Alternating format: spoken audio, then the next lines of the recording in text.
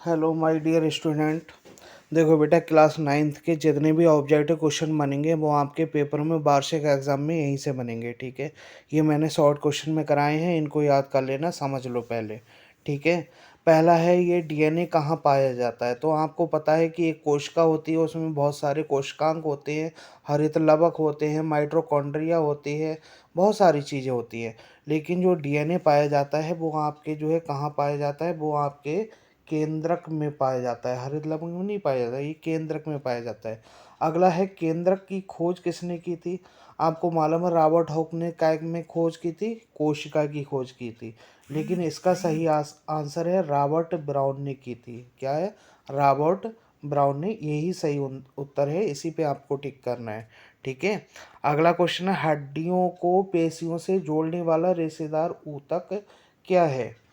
जो है यानी कि हड्डियों को, यानी कि कहने का मतलब ये है कि हड्डियों को, एक मिनट, हड्डियों को पेशियों को जोड़ने वाला रेशेदार ऊतक क्या है। तो हड्डियों को पेशियों से जोड़ता है आपका जो है कंडरा। और स्नायु क्या है, जैसे टेंडन कहते हैं, ये हड्डियों को हड्डियों से जोड़ती है। लेकिन हड्डियों को पेशियों से जोड़ने वाला आपका जो है क्या है, कंडरा है। ठीक है, इसको सही करेंगे। नारियल का रेशा किस ऊतक का बना होता है। तो ये जो है फिलोइम का बना होता है, फिलोइम दृढ़ ऊतक होता है, उसका बना होता है।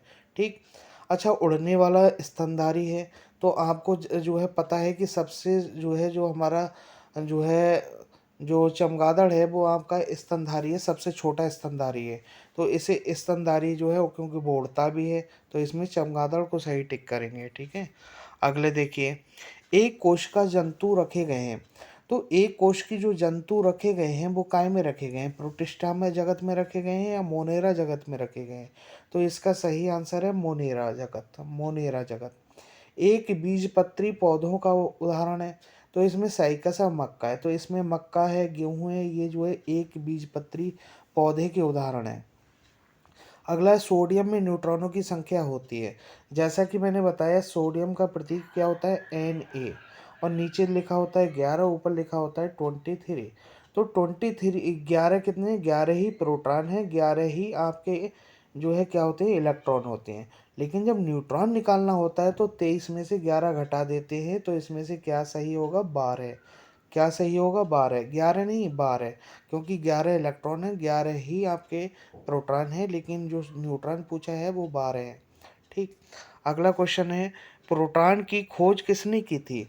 तो प्रोटॉन की मैंने एक बताया है, ईंट पर नाच। इलेक्ट्रॉन किसने की थी, टॉमसन ने। और प्रोटॉन की रदरफोर्ड पर। ठीक है, तो प्रोटॉन की खोज पूछा है तो इसको जो है रदरफोर्ड लगा देंगे टिक। ठीक, क्या लगाओगे, रदरफोर्ड। नाइट्रोजन का संकेत है, आपको अभी बताया था एन इकाई का, सोडियम का, नाइट्रोजन का क्या है, एन है, तो ये वाला सही होगा। ठीक। अगला है निम्नलिखित में से कौन सा तत्व है।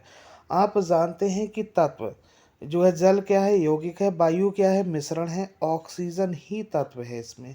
ठीक, ऑक्सीजन ढूंढना है, और भी बहुत सारे हो सकते हैं, लेकिन इसमें आपका ऑक्सीजन है। ठीक है,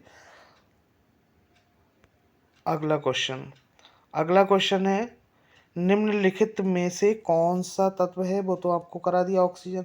निम्नलिखित में द्रव्य नहीं है। द्रव्य में क्या आ जाता है, ठोस द्रव गैस सारे आते हैं द्रव्य के अंदर। ठीक है, क्योंकि द्रव्य है, यानी कि द्रव्य यानी जिसको कहते हैं मैटर। तो द्रव्य में क्या है, लकड़ी भी है, कांच भी है, लेकिन प्रकाश इसमें द्रव्य में नहीं आता है। क्यों, क्योंकि इसके अंदर मास नहीं होता है, यानी कि मास का मतलब है द्रव्यमान नहीं होता है।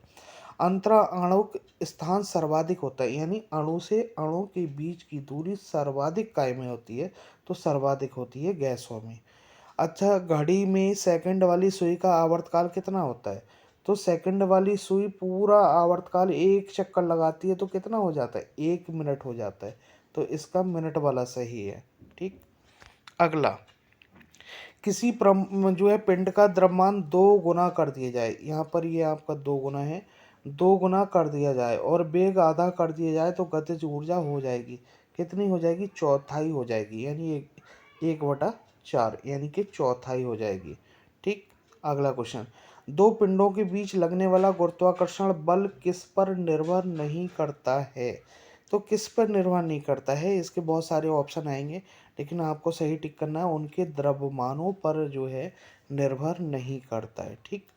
अगला क्वेश्चन है, यानी 36 किलोमीटर प्रति घंटा की चाल से चल रही है कोई वस्तु, ठीक है, 10 मिनट में कितनी चलेगी। तो 10 मिनट में पूछा है, 10 मिनट में, तो आपको क्या है, 36 किलोमीटर, यानी कि 36 किलोमीटर चल रही है कितने, 60 मिनट में, यानी 1 घंटा में 60 मिनट। और 10 में कितना चलेगी, 0 से 0 कट कर दोगे, 6 से 6, और 6 1 की 6, तो इसमें क्या आएगा आंसर, इसमें 6 सही है। ठीक, ऐसे करके करेंगे। अगला है, त्वरण का ऐसा ही मात्रक क्या होता है, तो इसका मीटर पर सेकंड स्क्वायर होता है। ठीक, ये वाला सही है। किसी वस्तु का जड़त्व निर्भर करता है, काय पे निर्भर करता है, वस्तु के द्रव्यमान पर निर्भर करता है। वास्तु लिख दिया, वस्तु है, ठीक है, वस्तु के द्रव्यमान पर निर्भर करता है। अगला क्वेश्चन, वस्तु के द्रव्यमान तथा वेग के गुणनफल को क्या कहते हैं। द्रव्यमान और जो है वेग के गुणनफल को क्या कहते हैं, आवेग कहते हैं या संवेग कहते हैं, तो इसको भी संवेग कहते हैं, ये वाला सही है।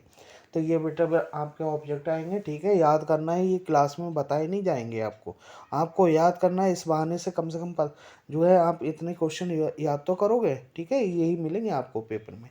ठीक है बेटा, thank you for watching my video, thank you बेटा।